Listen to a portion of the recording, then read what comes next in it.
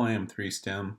We've just gotten through part of section 8.5, and the part that we talked about was this business of taking a number in its complex form and then writing it as a trigonometric form. And then we also learned how to multiply values of complex numbers in trigonometric form and divide numbers in complex form written in trigonometric form. And that when in trigonometric form, things were really simplified for us in multiplication and division. So we're going to take that a step further, and we're going to use something called DeMoivres Theorem. Okay, so here we are in lesson 8.5, part 2 of trigonometric form of a complex number. So what we will learn in part 2, and we're relying on the fact that we understand now and have gotten practiced in that we know how to write the complex numbers in their trigonometric form, and that we've learned how to multiply and divide them with ease. So DeMoivre took things a step further and formed his theorem. And it goes like this. If we look at powers of complex numbers, so here we're taking a complex number that we've written in trigonometric form, and we've written it as z is equal to r cosine theta plus I sine theta, then we basically are just taking that and saying, all right, if that's what z looks like, let's see what z squared looks like. Well, that's just r cosine theta I sine theta times r cosine theta I sine theta again. And so when you square those, you learned in multiplying that that's just r times r, or r squared. And then we had to add the two thetas, and so that's just 2 theta, and that becomes sine of 2 theta as well. All right, so then let's take that a step further and look at the case where now we're looking at z to the third power. Well, that's the same as saying z to the 2 times z. So here's z to the 2, and here's z, and we're multiplying again.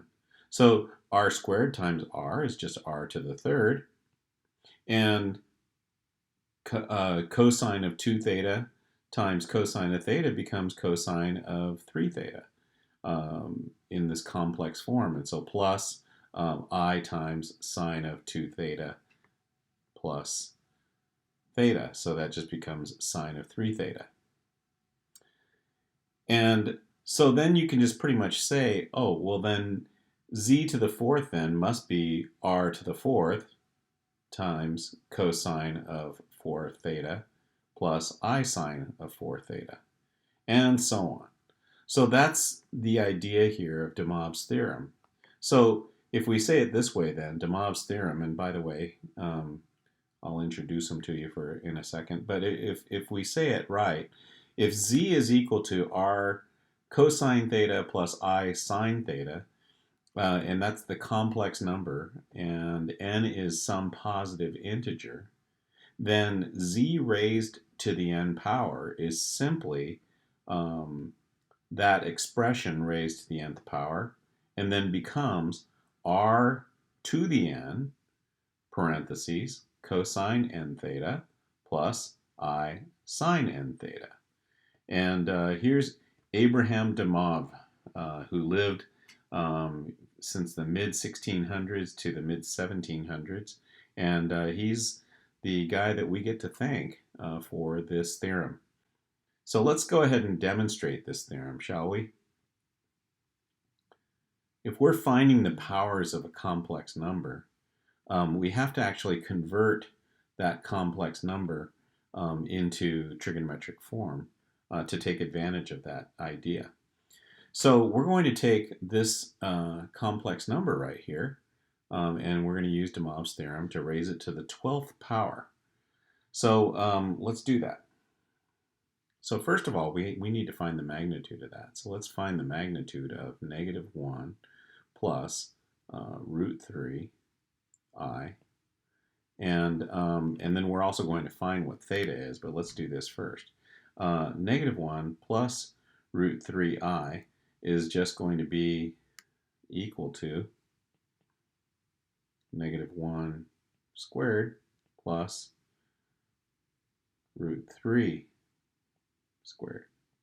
Or -1 squared is 1 plus root 3 squared is 3.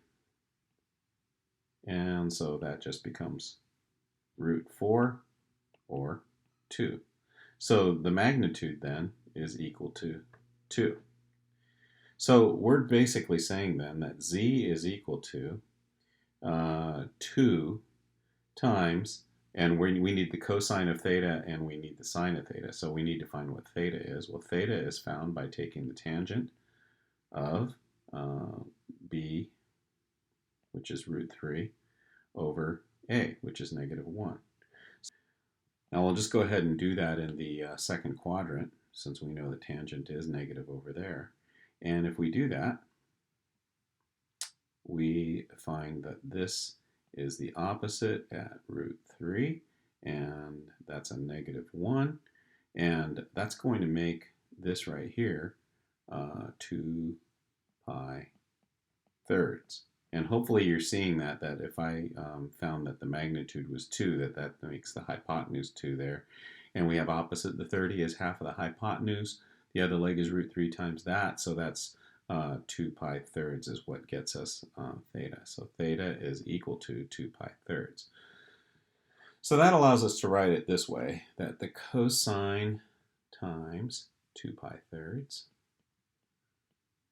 plus I times the sine of 2 pi thirds.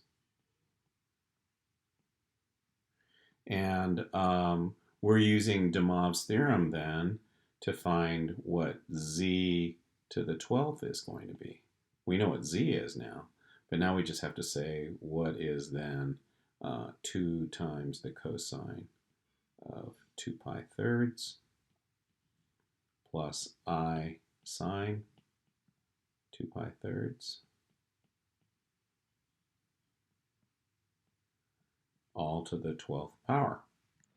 And DeMoivre just says, oh, well, that's easy. You just have to go 2, raise that to the 12th power, and then take cosine and take theta and multiply that by 12. Well, that by 12 is going to be 24 thirds, or 8 pi, plus I sine of 8 pi. And there we have it. 2 to the 12th power. Well, that's 4,096. And cosine of 8 pi, well, that's the same as cosine of 0. That's 1. Plus I times the sine of 0, which is 0. So when we boil this all down, it's just 4,096 times 1, or simply 4,096. So we've just learned how we can take DeMoivre's theorem and raise something to a positive integer power.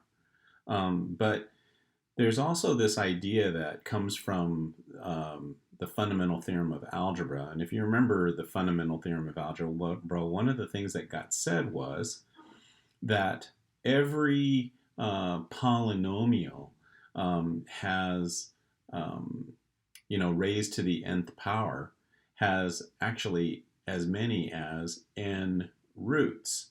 And when we consider a number in its complex form, we can actually get n distinct roots. And I'm not going to explain a lot of that. The explanation for this part of the lesson gets a little complicated. And so the practice of the method is actually very simple if you follow a clear plan. So I will leave the reading to you of pages 642 and 643 if you really want to have a deeper understanding of why this works. But the simple idea is that if z is equal to r cosine theta plus I sine theta, and you want to find the nth root, n being a positive integer, of z, you must know that there will be n complex solutions.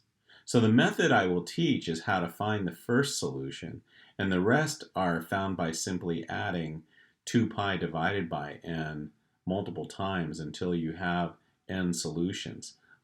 If we're doing it in degrees, then you're going to be using 360 divided by n, and you're going to multiply that, find that and add that multiple times until you have n solutions, and each of those being complex. But they're going to each have their own angle related in the full period for cosine and sine. So that's why we're finding multiple solutions within one full revolution. So the examples following will demonstrate what I've just stated. So we'll start off with here, example 7. Find the nth roots of a real number. So here we're going to find the 6th roots of 1. Now this is a real number, but real numbers really are part of complex numbers because you could actually write 1 is the same as saying 1 plus 0i. And that's important to note that that's what it looks like. But what we're going to do here is we're going to find all the 6th roots of 1. Now, we already know the magnitude of 1. The magnitude of 1 is 1. And so if we're going to find the 6th roots of 1, we actually have to recognize that it is also in complex form. So complex, 1 is equal to 1 plus 0i. And that can be stated this way, that we're talking about 1 being in this position right here. And how we get to that, and it has the magnitude of 1. And how we can get to that is to say we're taking the cosine of 0 degrees plus this I times the sine of 0 degrees. Now, that's just 1 plus I times 0. But here's what we have to say. Because we're talking about the 6th roots, we're going to be taking this expression and taking the 6th root of it. Or another way of saying it is that we're saying the cosine of 0 plus I times the sine of 0, and we're raising that to the 1/6 power. So remember what we're doing now. This is really, we're taking the magnitude, which is r, and raising that to the 1/6 power. Well, that's just 1. But we're taking the cosine of 0 and adding to it I times the sine of 0. The 6th power. So if we take that to the 6th power, then we're adding to 0 2 pi divided by 6, which is pi over 3. So 0 plus pi over 3 gives us another instance here. So we're really talking about this being 1 times the cosine of 0 plus I sine of 0. And we're going to find the next 6th root. So that's going to take adding pi thirds to theta. So that's just going to be cosine of pi thirds plus I times the sine of pi thirds. And there's our second occurrence. The next one is going to be cosine, and we're going to add pi thirds again. So that's just going to be 2 pi thirds plus I times the sine of pi third, 2 pi thirds. And that's the third case. So we need a fourth case, and so we're going to add 2 pi thirds again, or pi thirds again. And so that's going to become cosine of 3 pi thirds, which is just pi, plus I times sine of pi. So we have 1, 2, 3, 4 of them. We need a fifth and a sixth. So to get the fifth one, we're going to add pi thirds to pi. That's going to be 3 pi thirds plus 1 more is 4 pi thirds. So cosine of 4 pi thirds plus I times the sine of 4 pi thirds. And then finally, the sixth case is going to be adding pi thirds again, so it's going to be 5 pi thirds this time, so cosine of 5 pi thirds plus I sine of 5 pi thirds. And these are now the 6 cases. So here's 1, here's 2, here's 3, 4, 5, 6 cases of the sixth roots of 1. Now, I want you to understand something. If I took any one of these situations and I raised them to the 6th power, I would get 1. And that may seem a little insignificant right now, but you'll start to see what that means. And you can actually use that method as a check for what you're doing. So just know that.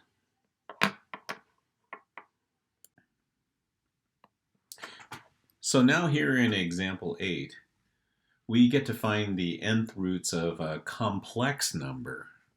So here now we're given that z is equal to -2 plus 2i. So this is a real complex number, and we get to work with this one. So if you start off by plotting what -2 plus 2i looks like, and actually I'm going to make this accommodate a little bit better for -2. So we're going to go -2 and then up 2.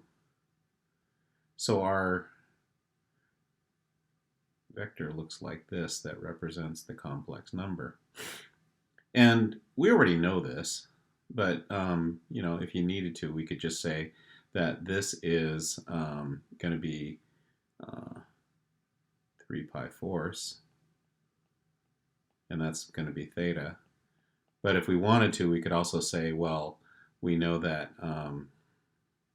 we're at -2 here, +2 here. We also know that the magnitude is going to be 2√2, because we know that that's a 45-degree angle. And so we can also say then that the inverse tangent of 2 over -2 is going to be 3 pi fourths in the way that we drew it there. So there that is. So that means, and by the way, I found the magnitude while we were doing this, right? So we have the magnitude of z is equal to 2√2.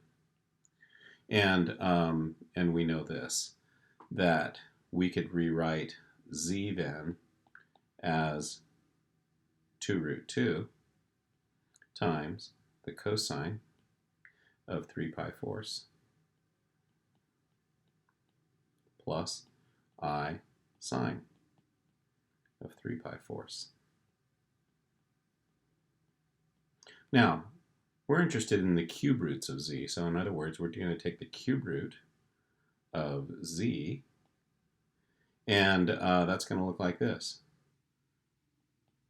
The cube root of 2 root 2, and the cube root, or to the 1/3 power of this guy right here.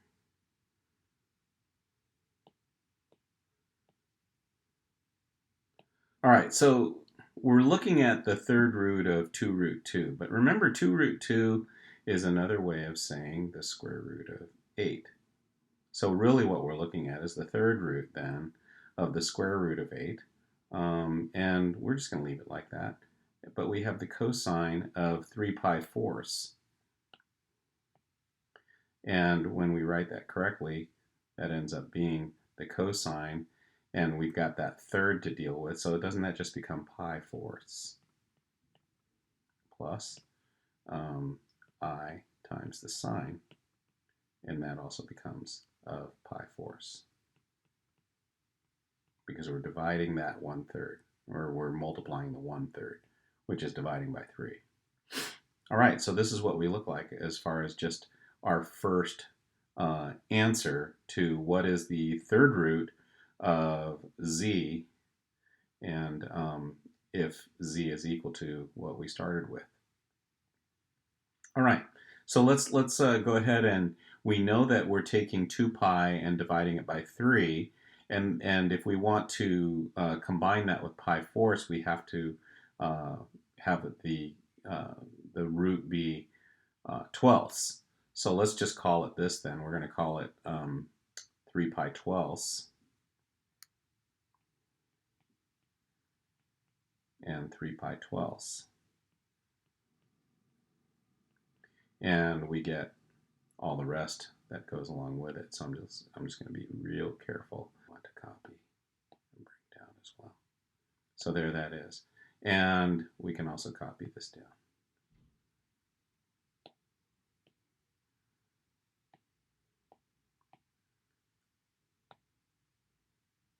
And so there's our first occurrence right there. And to get our second occurrence, we just have to add 8π12ths to do that again. So now we're going to go 3 cube root of square root of 8. Cosine of 8 plus 3 is 11, 11π12ths, plus I times the sine of 11π12ths. Now, if we've done this all correctly, and actually we need a third occurrence now, that third occurrence is going to be this again. So we got 3rd root of square root of 8 times the cosine, and we're adding another 8π12ths. So 8 plus 11 is 19, so it becomes cosine of 19π12ths plus I sine of 19π12ths.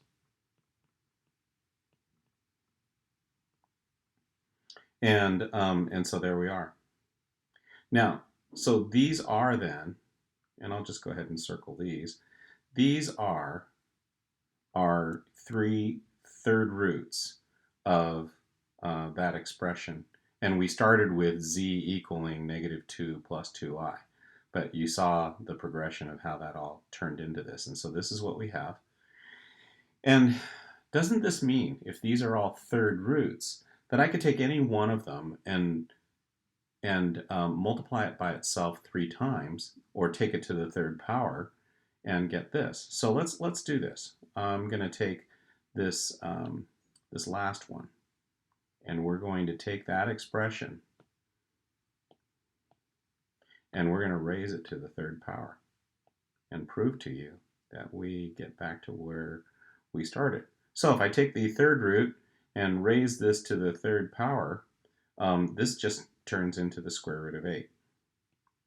And that's then times the cosine of, not 19π12ths, but we're taking it to the 3rd power, so it's going to be 19π4ths when I multiply by 3, plus I sine 19π4ths. All right, 19π4ths. Think about that for a sec. Let's go the beyond way. let's talk about 19 pi fourths is like talking about 20 pi fourths, or 5 pi. So let's look at where 5 pi is. 5 pi, here's 1 pi, here's 2 pi, here's 3 pi, here's 4 pi, here's 5 pi. So 5 pi ends us right there. But it's not quite 5 pi, it's backed up 1. And that's coterminal with, hey, look at that, 3 pi fourths. So really we could say that it's the same as saying cosine of 3 pi fourths. So cosine of 3 pi fourths, well, that's negative root 2 over 2. Plus I times the sine of 3 pi fourths, which is positive, and that's root 2 over 2. Now let's just go ahead and distribute that square root of 8. Well, square root of 8 times the square root of 2 is the square root of 16 minus, and so that's square root of 16 is 4, so that turns into 4 over 2 plus I times 4 over 2. And look at what we have. 4 over 2 is 2, so that turns into negative 2 plus 2i. That's what we started with. And that's taking one of those complex expressions and raising it to the third power. This is going to take some practice for you guys to get into doing this. It took me some practice just to even get this tape out. So here's the homework. We're going to be doing page 346, problems number 73 through 113, every other odd. That's 11 problems. And think as you go. If you have questions and you need some help with this, go ahead and send me an email and we'll schedule a time to get together and do some homework help. Just a reminder that tomorrow is Wednesday, and Wednesday I will have office hours, and you're welcome to come in during the whole office hour, 1 o'clock to 2:30, and check it out. Check me out and see if I can help you get some of this stuff thought through. All right? So we'll talk to you later.